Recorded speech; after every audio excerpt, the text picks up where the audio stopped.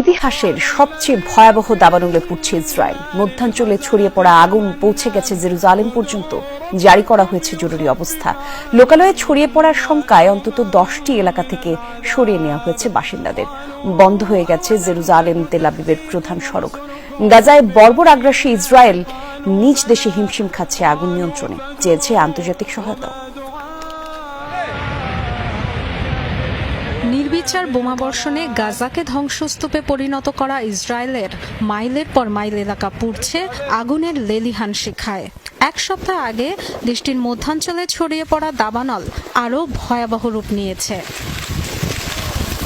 শুষ্ক উত্তপ্ত আবহাওয়ার পাশাপাশি বেড়েই চলেছে বাতাসের তীব্রতা, যা ঘন্টায় 90 থেকে 100 কিলোমিটার গতি পর্যন্ত উঠতে পারে বলে পূর্বাভাস দেওয়া হয়েছে।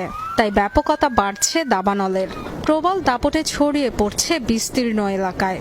2891 একর পাহাড়ি এলাকা ছাড়খাড় করে এগিয়ে চলেছে জেরুজালেমের দিকে। বন্ধ হয়ে গেছে তেল আবিব জেরুজালেম প্রধান সড়ক। 1.5 বছর ধরে গাজায় নিরীহ মানুষের উপর নিধনযজ্ঞ চালালেও এখন আগুনের কাছে যেন অসহায় ইসরায়েল। 1.5 শতাধিক টিম নিয়েও দাবানল নিয়ন্ত্রণে দিশেহারা পরিস্থিতিতে বিশ্বের অন্যতম সামরিক শক্তিধর দেশটি সহায়তা চেয়েছে আন্তর্জাতিক মহলের।